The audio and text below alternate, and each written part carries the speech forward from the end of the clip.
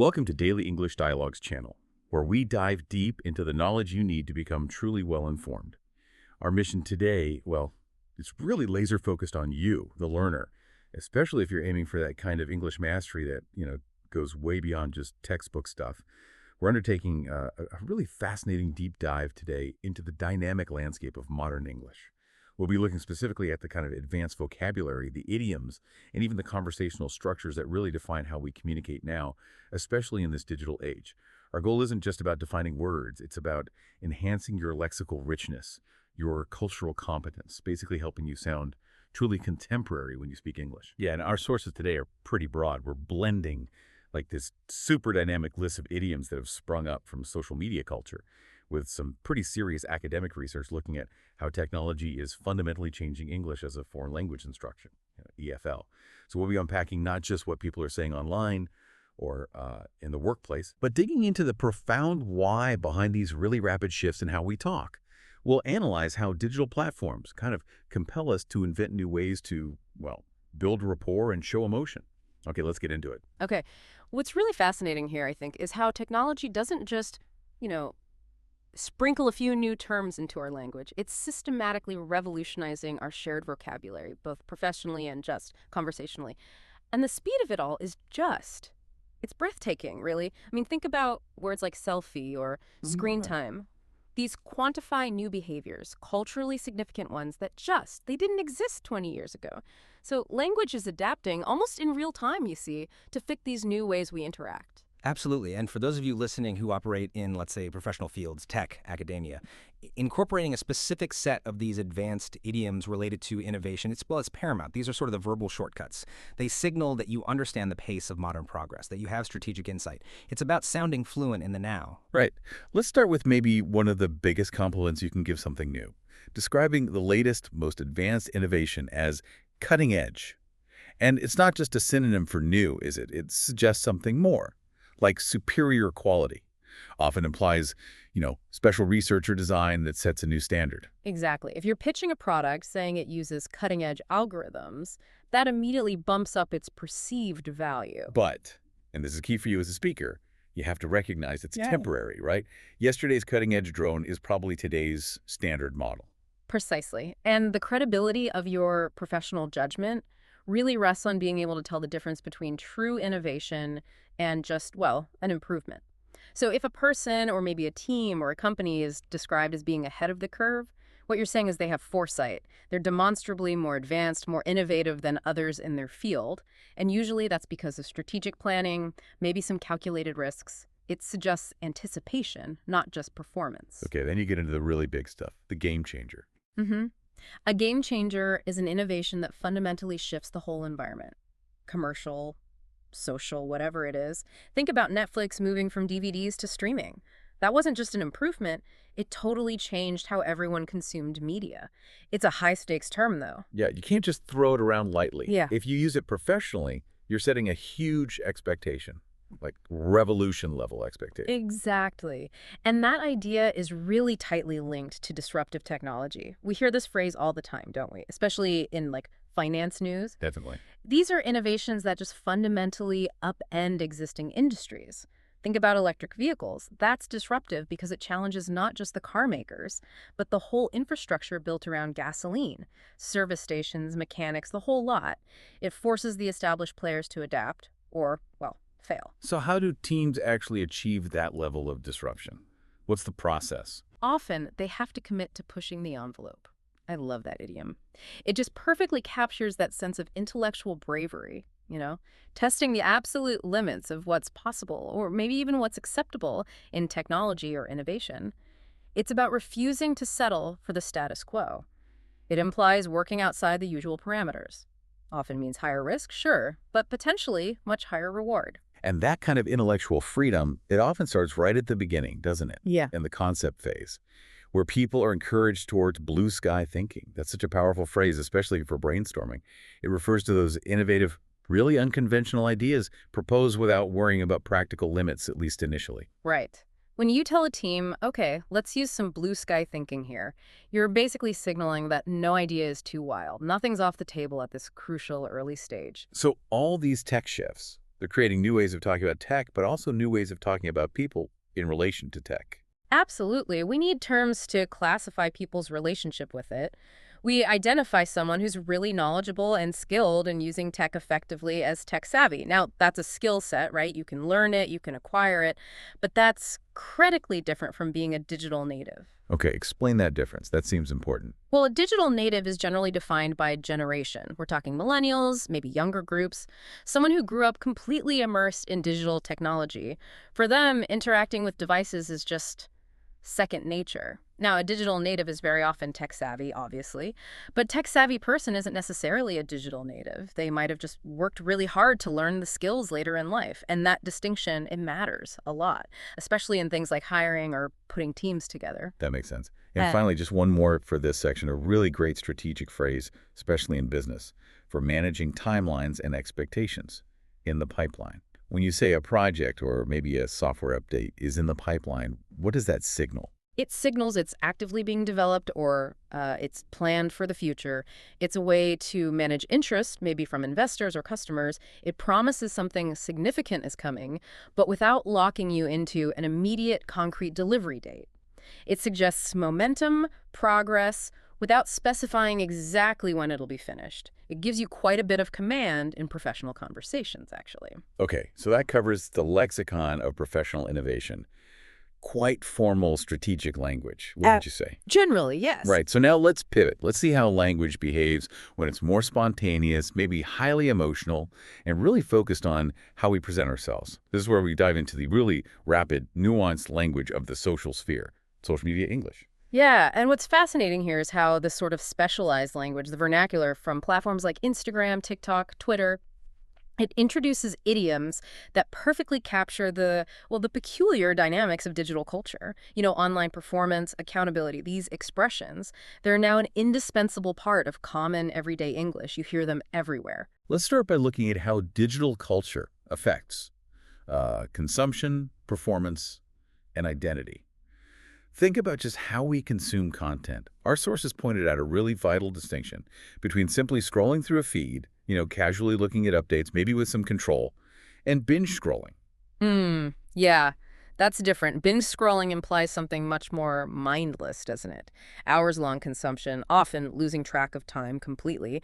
It indicates a loss of control, really, and typically reflects a kind of digital overconsumption. It's passive, but intense. And so much of the content we're scrolling through, whether binging or not, is created precisely because someone is aware of an audience, right? They're doing it for the ugram. Oh, absolutely. This refers to performing actions primarily, sometimes only, for the purpose of generating shareable online content. Prioritizing the aesthetic, the look of the post, over maybe the actual authentic experience itself. It's that constant performance that social platforms seem to demand. And the immediate goal of that performance.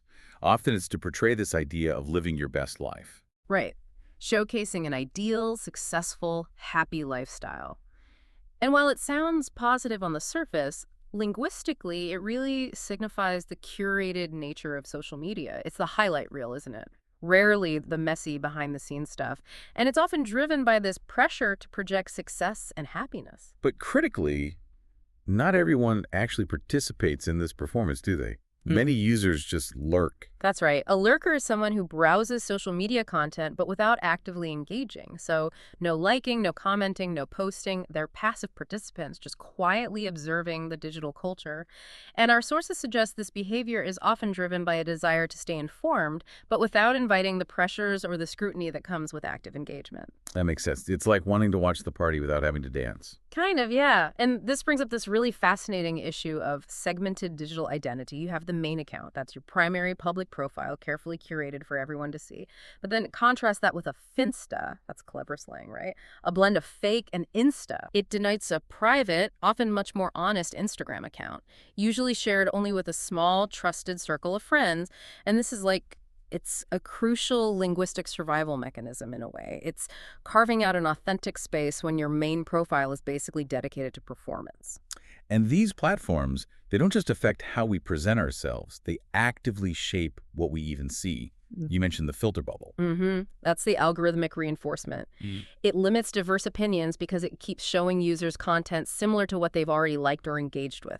It leads straight to echo chambers. And at the same time, we're dealing with filter face, which is Different but related. Related in the sense of filtering reality, yes. But Filterface is about the pervasive use of those heavy beauty filters that physically alter your appearance in photos. And that juxtaposition is powerful, isn't it? Algorithmic filters shape our perceived reality, our political leanings even. While aesthetic filters shape our self-perception and drive these completely unrealistic beauty standards, both are kinds of distortion. Okay, let's shift focus a bit. Let's move to theme, B, virality, and content critique. How does stuff get huge online? Right. We have sort of three progressive levels of success here. A post, or maybe even a person, can blow up online or go viral. That means it rapidly gains massive attention and spreads really quickly across platforms, usually because users are sharing it like crazy. And then there's the ultimate level, the hyperbole, break the internet. Yes. That's used to describe something causing such an extreme, massive, sudden reaction that it feels like it halts all other conversation online. Usually it's connected to a major celebrity event, maybe a shocking announcement, or some universally relatable moment that just dominates the collective online consciousness globally for a short time. Signifies peak cultural saturation, total takeover. But obviously not all content is successful. We also need terms for, well, failure or critique, like cringe content. Ah, yes. Cringe content. If a post elicits that profound discomfort, that secondhand embarrassment from viewers, users label it cringe. It's a very powerful, although subjective, judgment. It basically defines content as awkward, maybe painfully out of touch. And then there's the more calculated failure, or rather, deception. Clickbait. Straightforwardly defined, yeah. Misleading headlines, exaggerated thumbnails, used purely to generate clicks and traffic. It exploits curiosity for economic gain, really, regardless of whether the content itself is any good. So the digital world isn't always about fun trends and viral hits, though.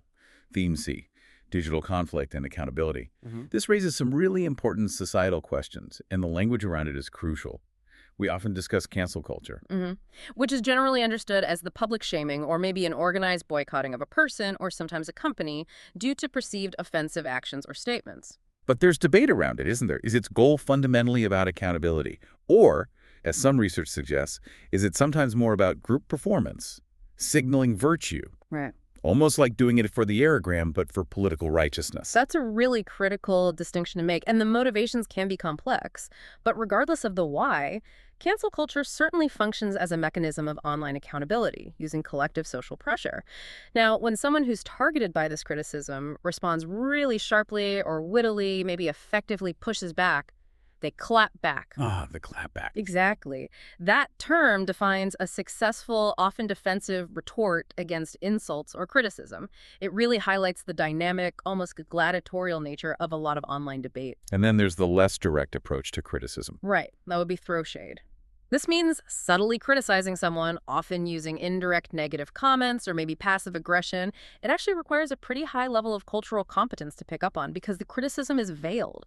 It relies heavily on implied meaning and context, not direct insults. And platforms themselves have ways of showing mass disapproval, don't they? Like being ratioed. Yes, typically measured on platforms like Twitter, or X as it's now known. To be ratioed means your post receives significantly more negative replies than it does likes or retweets. That visible imbalance, that ratio, signifies widespread social disapproval of whatever you posted. The platform's own mechanics become a tool for social commentary. It's quite clever, in a way. And if the offense is seen as severe, or the behavior continues, then someone might be deplatformed, which means they're removed or banned from the platform entirely, usually for violating content policies. That's pretty much the ultimate online penalty. It translates social disapproval into actual structural exclusion. And finally, in this section, let's define online aggression itself. We have terms like keyboard warrior and troll. Are they the same? Not quite, though they overlap. A keyboard warrior is generally someone who acts tough, aggressive, maybe rude online, often shielded by anonymity, but probably wouldn't behave that way face-to-face. A troll, on the other hand, their specific intent is usually just to intentionally provoke people, to anger them or disrupt discussions, often just for their own amusement. They might not even care about the argument itself. Okay. Understanding those distinctions seems pretty crucial for navigating modern digital conflicts. Definitely. So that extensive vocabulary, it's absolutely essential for getting by in the contemporary social landscape.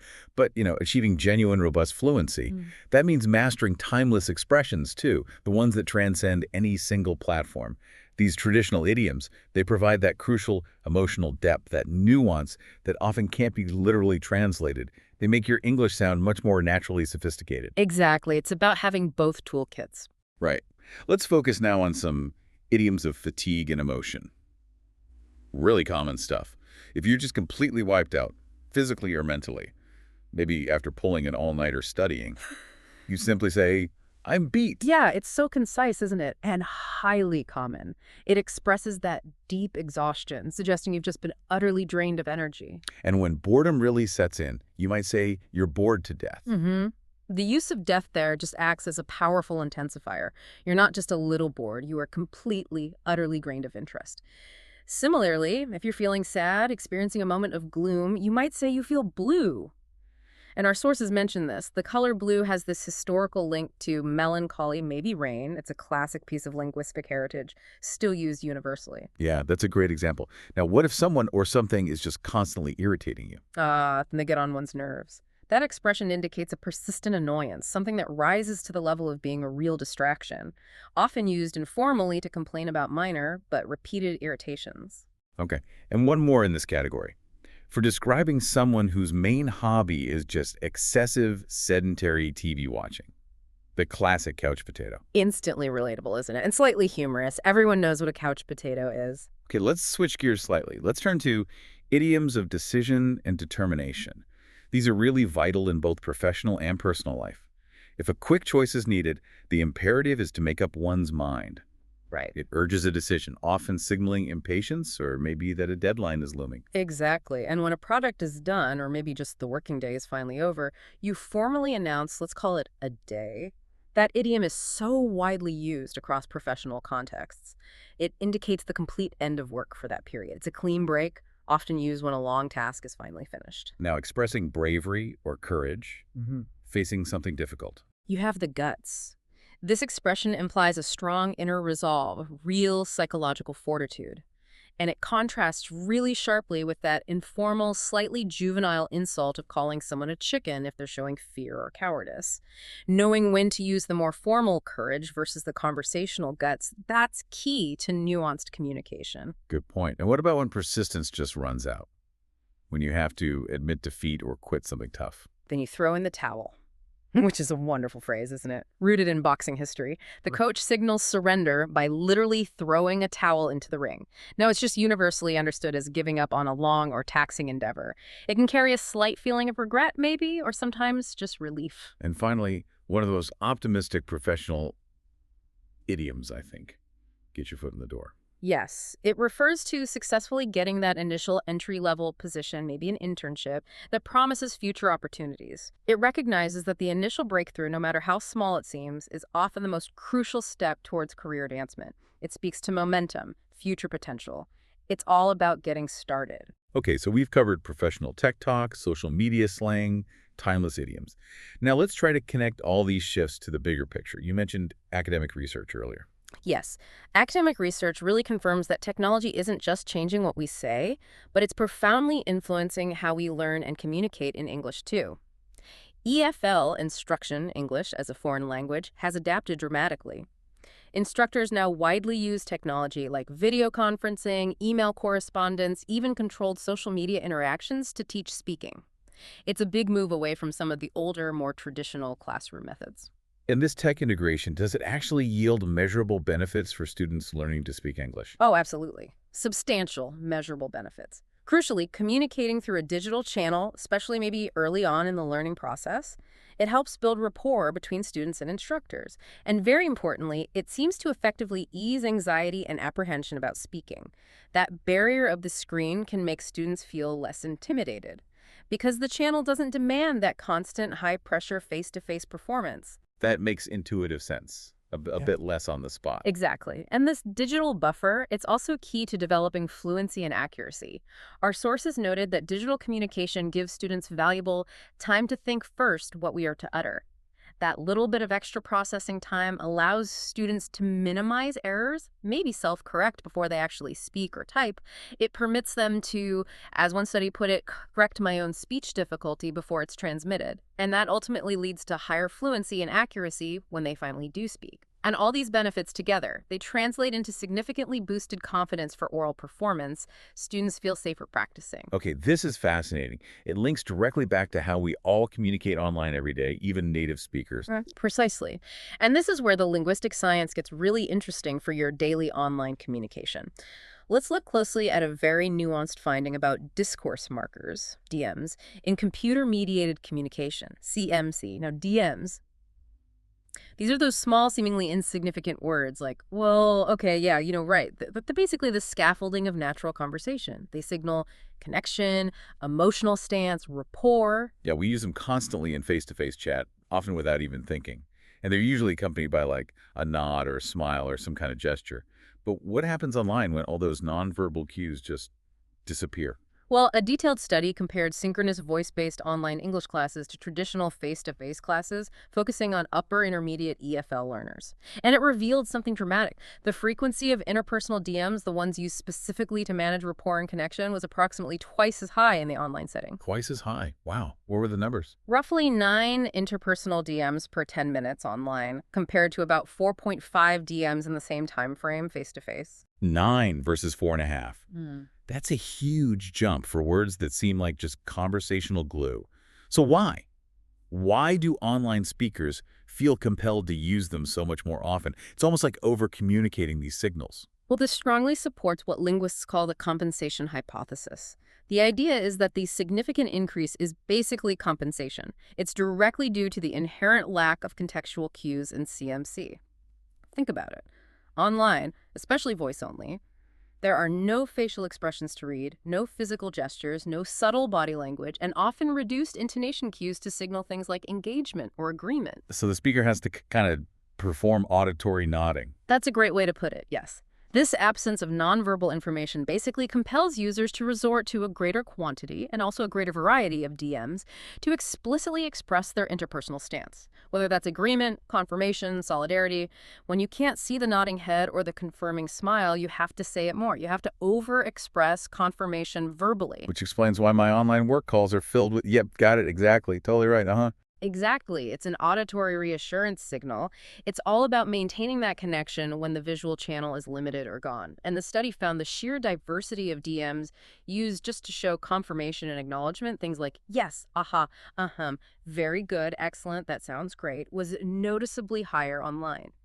It demonstrates a conscious or maybe subconscious effort to establish that solidarity and shared understanding using purely verbal means. And this has a specific consequence for language learners too, right? Yes, a key linguistic consequence. The study found a shift in expression. The online classes predominantly used English DMs, which for these learners was their second language, L2. Whereas in the face-to-face classes, given the comfort and context of the physical classroom, learners often used more native language equivalents, their L1 DMs. So this implies that when those nonverbal cues are stripped away, the language of the medium itself in this case, English for the online class, imposes a stronger need to use the target language just to manage rapport, which could actually accelerate the incorporation of these small but vital English words into the learner's active vocabulary. That's fascinating. So the limitations of the tech actually push learners to use more English DMs. It seems that way, yes. It forces reliance on the verbal channel in the target language. Okay, so let's try and tie this all together. What does this all mean for your journey as a listener towards real fluency? We've seen that modern English seems to require this kind of essential dual fluency. You need to master the rapid, culturally charged, often performance-driven idioms of social media where you're judged on whether you clap back effectively or get ratioed. And at the same time, you need to understand the more subtle, sophisticated linguistic mechanisms like this increased use of discourse markers that we use to build rapport when nonverbal cues are missing in digital environments. Right. And we also have to recognize that slang, especially internet slang, is constantly adapting. It adapts to technology, sometimes even to political constraints. For instance, we see specialized forms like LeetSpeak, using numbers and symbols to replace letters, like L337 for Leet. Oh yeah, I've seen that. It originated in old computer hacking culture, but now it serves as a kind of cultural identifier online. And sometimes it's even used deliberately to bypass basic content filters that might flag certain keywords. And this idea of linguistic workarounds, It gets even more sophisticated in languages with different writing systems, doesn't it? Especially where censorship might be a factor. Absolutely. Our sources highlighted a really striking example from China involving coded visual or phonetic slang. The term river crab apparently sounds very similar to the word for harmony, which is often used in official state discourse. So, citizens use river crab sarcastically online to refer to state censorship itself. That visual or phonetic substitution allows discussion of sensitive topics without triggering automated filtering systems. Wow. That shows that digital literacy isn't just about knowing the slang. It requires constant adaptation to cultural, technological, and sometimes even political constraints online. Exactly. It's a moving target. So, as you continue to refine your own English competence, maybe take a moment to consider your own digital footprint. That pervasive trail of data and information left by all your online activities, including the very nuanced language you choose to use. Think about it. How often do you consciously adapt your language online? Maybe choosing to use phrases like low-key to keep something private, or perhaps admitting you're in your feels to express genuine emotion. Specifically adapting because you're trying to compensate for the inherent limitations of whatever platform you're communicating on. And reflect maybe on whether your ease or difficulty in adopting these new linguistic features makes you feel like a true digital native, someone maybe capable of setting trends, or perhaps more like someone who's just getting really adept at learning how to jump on the bandwagon as language evolves around you. That constant negotiation, I think, between authentic expression and digital performance, well, arguably that's the most interesting frontier in modern communication today.